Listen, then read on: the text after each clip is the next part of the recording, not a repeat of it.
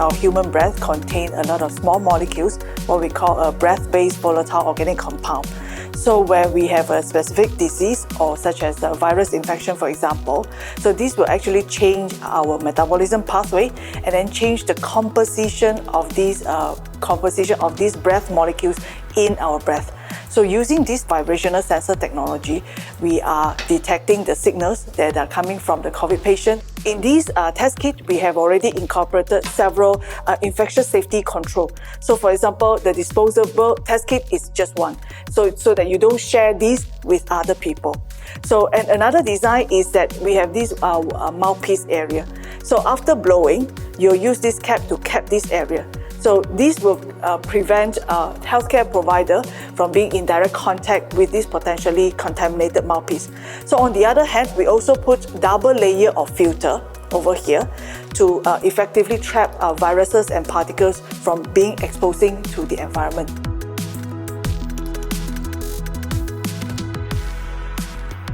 With our clinical trial, we have achieved 95% of sensitivity and 97.8% of specificity.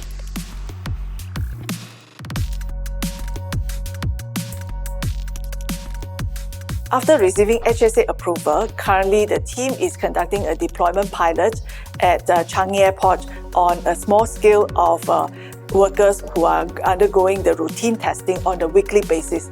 So this group of workers will have their RT PCR test done on the same day and then also have our breath test done on the same day. So we will then compare the results.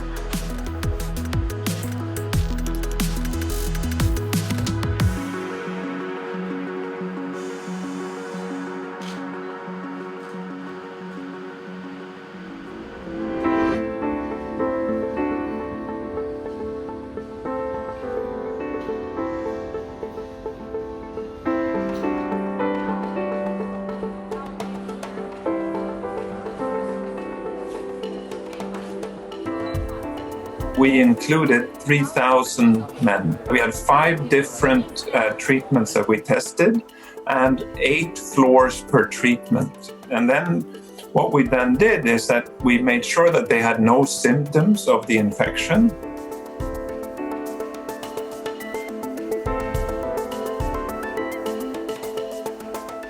Hydroxychloroquine, which has been used for more than 50 years to treat malaria and systemic lupus erythematosus. And there was experimental evidence to suggest that it was effective in preventing coronavirus infections.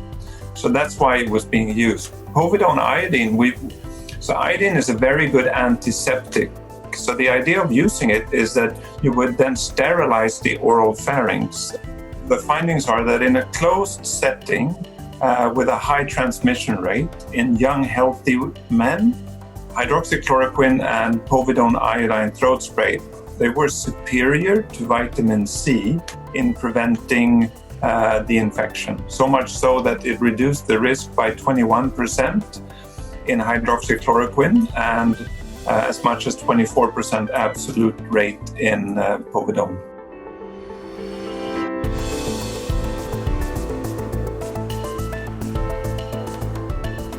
So to ensure results of the study can be widely applied, we chose medications that were readily available in rich and poor countries around the world.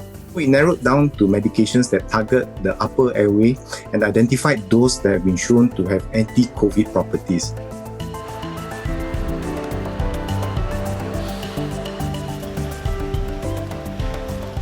Some examples may include nursing homes, hospitals, cruise ships, prisons, and those travelling in a communal settings for prolonged periods.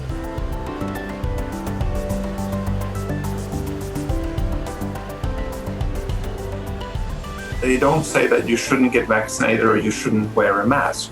So those primary interventions should definitely continue. This is a supplement and a very effective, good supplement to reduce the risk of spread.